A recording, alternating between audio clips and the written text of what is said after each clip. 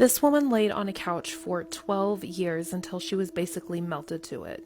So have you ever heard of Lacey Fletcher? Lacey's parents were Sheila and Clay Fletcher. They moved to Slaughter, Louisiana about 28 years ago. As soon as they moved to Louisiana, Lacey became involved in her school. She was making friends with all the neighbor kids. She liked to go outside and play. She even joined the volleyball team and seemed like the typical teenager. Lacey was described by her peers as highly intelligent but a little bit immature for her age. Lacey really enjoyed things that her peers thought of as childish. But she was still very smart and very outgoing, but not much else is known about Lacey. At the age of 14, Lacey's parents decided to homeschool her, and that's when she just kind of disappeared from the public. Her friends from school and the neighbor kids just stopped seeing her come out as much as she used to. And it kind of seemed like Sheila and Clay were the reason that Lacey was being so isolated. They were the reason that she no longer went out into public. She was able to have a birthday party when she turned 18 years old, and she invited all of her school friends and just friends to come watch Disney movies, but at this point, these kids were 18 years old. They didn't want to sit around and watch Disney movies with her. The last time Lacey was seen in public was by her neighbor in 2007. This neighbor thought that Lacey looked very thin, but he just figured that she was exercising because she was using those weights that you can put around your ankles to walk around. And then Lacey is not ever seen again in public. In 2017, the neighbor did ask about Lacey, figuring that she had either gotten married or moved on, gone to college, or done something else with her life.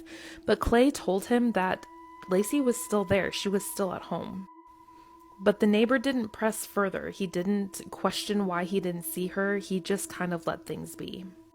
Then on January 3rd of 2022 at about 2 in the morning, there is a 911 call received from Sheila. Sheila says that her daughter has stopped breathing. When emergency services arrived, they realized that there was something very wrong with the situation. Lacey was laying on the couch and it almost seemed like she had melted to it. She had all kinds of sores that had been opened all the way down to the bone. Her hair was knotted up and there were maggots crawling around in it. And emergency services could tell that Lacey had been laying there for a very, very long time. There were feces and there was urine all over the couch. I'm going to have to go to part 2. Give me a couple minutes to film it and it'll be up down in the comments. So here is part 2 to the case of Lacey Fletcher. So both Sheila and Clay say that they had been away over the weekend on a business trip, and when they arrived back home, they realized that Lacey was no longer breathing. But this wasn't a case like Lacey had just fallen asleep on a couch and had mysteriously passed away. There were sores and ulcers all over her body that had gone all the way down into the bone. The couch was sunken in like she had been there for an extremely long time. Maggots had begun eating away at her body before she had even passed away.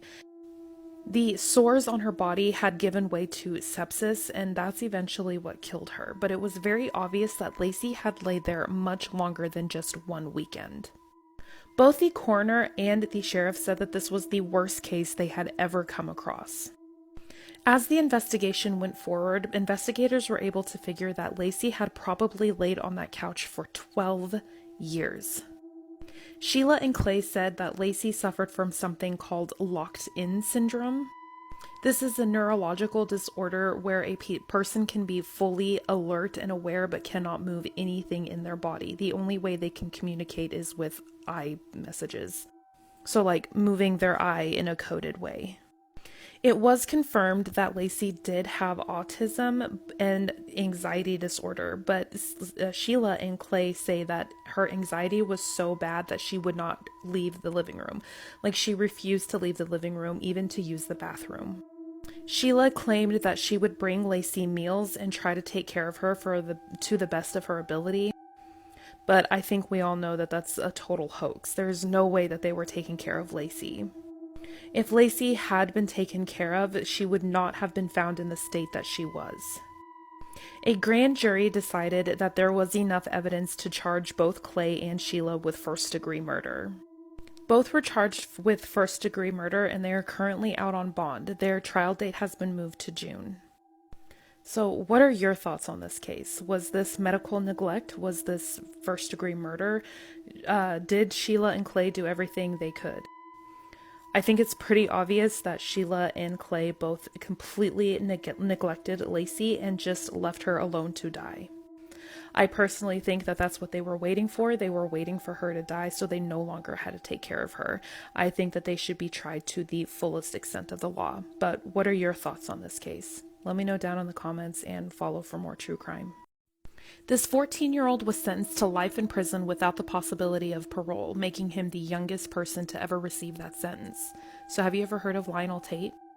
Lionel was born on January 30th of 1988. As he grew up, people described him as having average intelligence, but he did have some street smarts. He did have some behavioral issues, as he had been kicked out of school about 15 times for stealing, lying, and fighting. And it seems like those behavioral issues were never properly addressed. Lionel was also not small. At 12 years old, he was almost 6 foot tall and weighed about 170 pounds. On the night of July 28th, 1999, Kathleen, which was Lionel's mother, was asked to watch one of her closest friend's daughters, Tiffany Eunick. Tiffany was just 6 years old at the time and was a fraction of the size of Lionel. She only weighed about 48 pounds.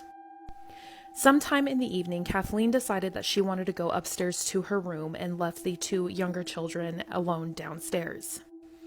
At about 10 p.m., both Lionel and Tiffany were getting kind of noisy, so Kathleen screamed down the stairs telling them to keep the noise down. She did not go downstairs and physically check on the children at this time. But at about 10:40, Lionel goes up to the room and tells Kathleen that Tiffany is not breathing.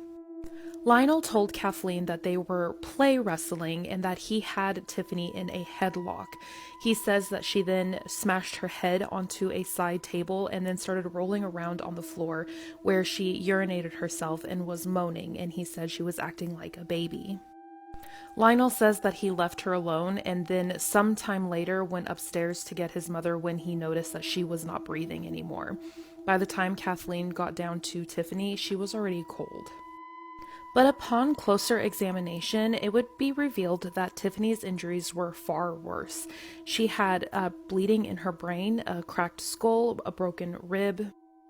Her kidneys were hemorrhaged. She had a lacerated liver, and she had so many bruises all over her body.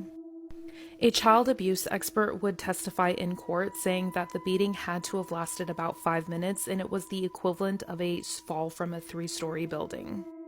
But Lionel claimed that he was just practicing the wrestling moves that he had seen on TV. It would take several years, but in 2001, Lionel would go on trial for first-degree murder, and he would be tried as an adult. I'm going to go to part 2. It will be up down in the comments, but I have to film it first, so give me just a couple of minutes. Here is part 2 to the case of Lionel Tate. So while Lionel was being tried as an adult, the prosecution did not believe that there was any premeditation behind it. But they still did have to try it as felony murder because it was aggravated child abuse. The prosecution did offer Lionel a plea deal, plead guilty to second-degree murder, and he would serve 3 years in prison with 10 years probation. But Kathleen decided to turn this down. She wanted to plead not guilty to first-degree murder and try it in court. The defense argued that Lionel was just practicing wrestling moves on Tiffany and did not realize that this would cause such injury to Tiffany. It took the jury 2 weeks to come back with a guilty verdict. Now, being found guilty of this meant that it was a mandatory life in prison without the possibility of parole. After the conviction, there were so many people that came forward asking the judge for leniency on Lionel, including the prosecution team. The judge told the prosecution team that if they did not think he was guilty of first-degree murder, they shouldn't have charged him with first-degree murder. But in 2003, this conviction would be overturned because Lionel was never given a competency hearing of any kind. This is when Lionel took the initial plea deal that he was offered and pled guilty to second-degree murder. He was given the credit of time served and forced to wear an ankle monitor for 1 year, 10 years of probation, and 1,000 hours of community service with mandatory counseling. So in January of 2004, Lionel walked out of prison. Then in 2004, Lionel was arrested again when he was found outside of his home with a knife. The judge extended his probation to 15 years, but was told that if he found himself in trouble again, it would be a prison sentence. Then in 2005, Lionel was once again arrested, this time for aggravated armed robbery of a pizza man. The pizza man was able to pick him out of a lineup, so it does seem like it was Lionel. Well, at the time it did anyway, but he was sentenced to 30 years in prison. But later on, Lionel did claim that he was innocent of this crime, saying that it was somebody else who had done it. There was a private investigator who said that he could prove that it wasn't Lionel who had done this, but all of this just kind of fizzled out in 2007. So what are your thoughts on this case? Do you think that justice was served, or do you think that all of this needs to be investigated a little bit further? Personally, I think that all of this could have been prevented had Lionel's behavioral issues just been addressed in the proper way in the first place. But let me know your thoughts on this and follow for more true crime. This is the path that Kristen Roberta Laundrie took to find Brian Laundrie's remains. The day Brian's remains were found, I was at the entrance of Myakkahatchee with my friends when we overheard that a gun had been found. 24 hours later, the park opened up back to the public. My friends and I were the first to get there, and it took us about 2 hours to find where the tent was. We spent the following 250 hours searching. What you're about to watch is like reading the police report before it actually comes out. The information that we found out, news stations cannot legally talk about. But because it's just me and my friends, we are unbiased, unfiltered, and we provide raw footage. This is what happened, and this is what we found out. Right here is where Roberta found remains in the middle of Livelong Trail. These 3 locations are where orange spray paint was sprayed. We're not exactly sure what was found there. Here's where the main portion of Brian's remains were found, due to the smell and the metal marker placed in the ground. And here is where the dry bag was found. In the field where the main portion of Brian's remains and the dry bag were located is where I found Gabby Petito's water bottle, just 30 yards away from his remains and about 50 yards away from the dry bag. The name of this trail is called Livelong. Stay tuned for part 2. This is part 2 of the path Brian Laundrie's parents took to find him. Make sure to watch part 1 before watching this video. 24 hours after the park was open to the public, a man named Joe reached out to me and said that he'd found what looked like a noose hanging from a tree. I met up with him along with my mom and 2 friends, and he showed it to us. There was some chewed up fabric, a lighter, and a black water bottle. It seemed very suspicious, so we decided to call law enforcement. One police officer showed up, and he told us that it was just a swing. Joe mentioned to the officer that he had met a woman the day before who had found something near Brian's remains and took it home with her as a souvenir. She found 2 items and she didn't want to tell me what the second one was. Okay. And she took them with her? She took them with her.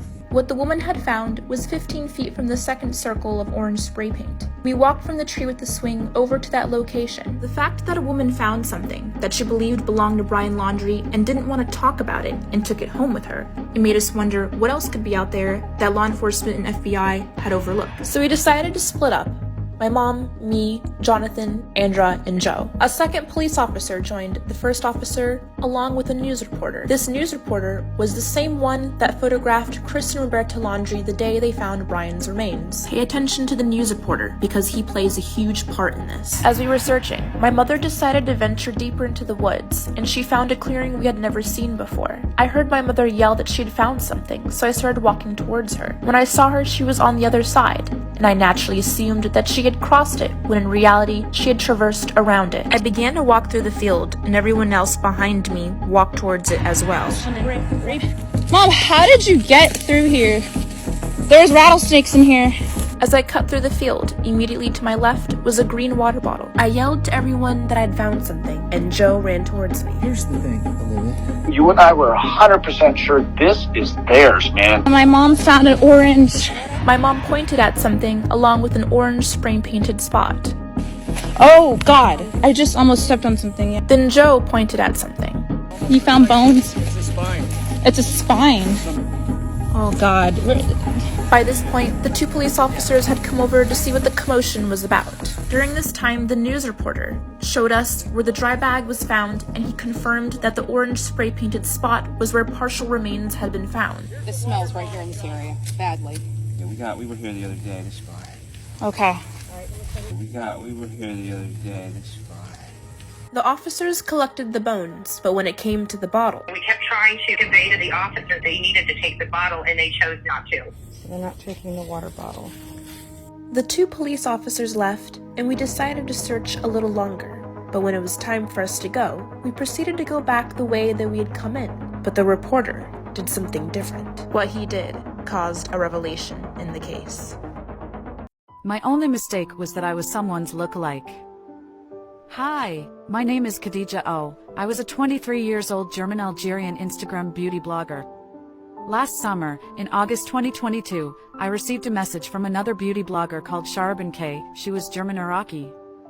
Once I opened her profile, I noticed that she kind of looked like me. She asked me whether I was interested in receiving beauty products, which I was really happy about. She told me she will pick me up. Sharbin arrived together with her boyfriend Shakir K in her Mercedes. They drove me that evening to a forest outside of Ingolstadt. That is where I found out they have sinister plans. Sharbin stabbed me more than 50 times, leaving me with a completely disfigured face. Then they moved my blooded body into the backseat of her car and parked nearby her boyfriend's flat. My family started a search for me, and when police found the car and my body, they initially identified me as Sharbin. But the autopsy report revealed that it wasn't her body, but it was mine. According to Sharbin's Instagram messages, she attempted to contact numerous girls who resembled her. She had no success in persuading them to meet up until I responded to her message.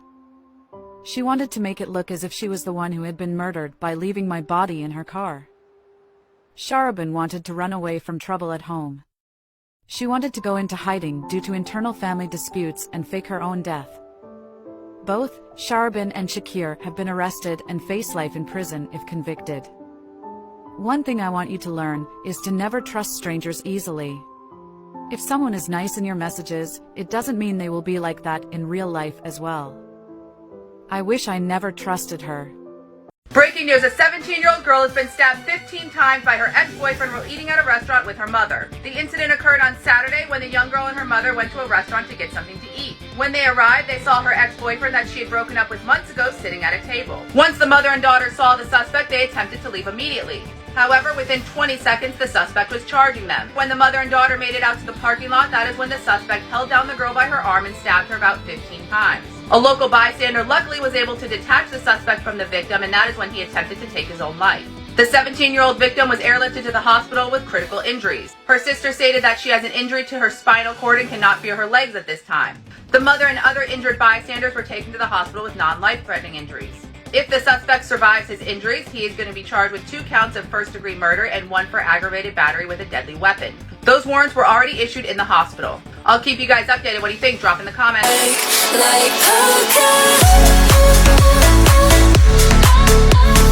You on the run.